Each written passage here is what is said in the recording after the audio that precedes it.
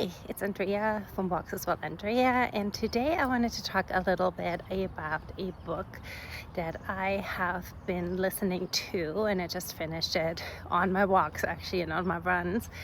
And the book is called Born to Walk by Mark Sisson with Brett Kearns. And the subtitle of the book is The Broken Promise of the Running Boom and How to Slow Down and Get Healthy.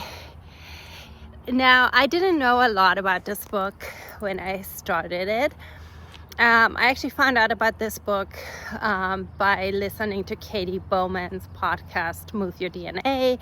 Katie's a biomechanist, and she has a blog and a podcast, and she has written many books, and I've read many of them, and I really like her ideas about movement, and she talks about a movement diet and how we have to move in different ways. So Mark Sisson was on her podcast talking about his new book, and I had known about Mark Sisson for a long time. He wrote a book called The Primal Blueprint back in 2009. That was also the year that I started my first healthy living blog. So I've known about him. So when I started listening to the book, I actually was a little surprised because the book is really not about walking very much. For the first six chapters, there's 9 chapters total, and really chapter 7 is when he starts talking about walking, but he still throws in running for the last 3 chapters. There's also a quite extensive appendix with movement ideas, which is great. But so what he says about walking, it really resonated with me. He talks about the fact that walking is the foundation really of building our cardiovascular system. He talks about the importance of moving throughout the day, and obviously that is something I'm very passionate about. He talks about the benefits of walking even in zone 1, but then also the benefits of walking in zone 2. And he gives ideas of how to add walking to your life and other movements, slower movements such as yoga and other things like that.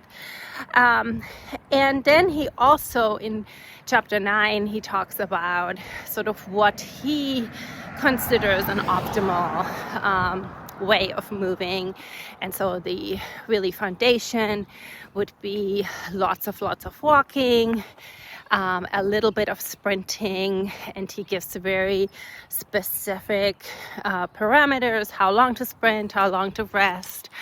And it's really very, very short. It's not like a long drawn-out HIIT workout or something, but it's like 4 to 8 sprints, each sprint lasting about 10 to 20 seconds. So it's really short, and he really also says you should do that only about 10 every week to 10 days. He talks about the importance of lifting some heavy weights, but also says that could be actually really short.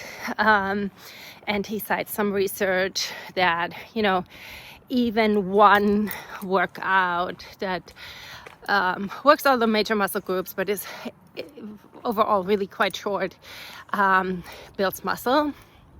And then he talks about play.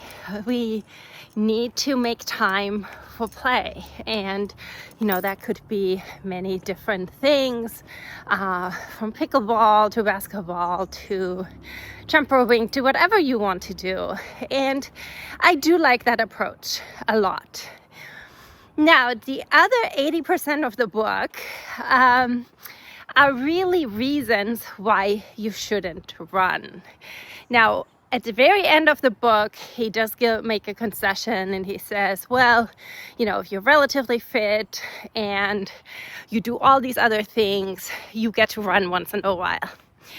But he basically makes the point throughout the book that, you know, we have been convinced sort of that we have to work out really hard, that workouts have to be strenuous, and, you know, and also that a workout will sort of take care of everything. So, you know, he doesn't only talk about running. He also says, you know, for example, F45 or Orange Theory or things like that, really give us the idea that we can, you know, go out for a really strenuous or pretty strenuous run or take one of those classes, and then we can sit for the rest of the day. And he actually argues that if you run a lot and you're not very fit, you will run in a heart rate zone that will actually exhaust you, and it will make you sit more the rest of the day. It will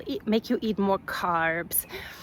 And, you know, he talks about that many runners are always injured. He talks about you know, he talks about the heart rate, that many runners run at a much higher heart rate than they should. He talks a lot about the fat max heart rate zone, which is 180 minus your age.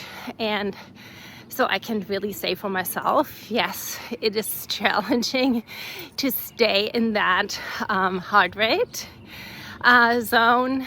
And, you know, he then throughout basically says how you can improve your cardiovascular system and everything just as much or with walking, and it's better for you, and you have a much better outcome in his opinion. So he also talks a lot about running shoes and cushioned and very supportive running shoes, and how they have really contributed to a lot of people running, and that they have allowed people that have bad form to run, and that this is a big contributor to the injuries that we see in runners. He then talks about barefoot shoes and how you should wear barefoot shoes, especially for walking, to strengthen your feet, your ankles, your legs. At the very end of the book, I think he alludes to the fact that he is connected to a barefoot shoe company. So that's just something to know. And but I do like actually his view of barefoot shoes. He really cautions to transition very, very slowly to barefoot shoes, which I think is really important. And he even says if you run, you may want to run in cushioned shoes at least for a while, but then really maybe use barefoot shoes for walks and things like that. But again, even that transitioned very slowly to it. So overall, I really enjoyed the book, but I think the title really confused me a little, because it really isn't a book about walking. In the interview with Katie Bowman, he did say that he had set out to write a book about longevity, which sort of morphed into a book about running and walking.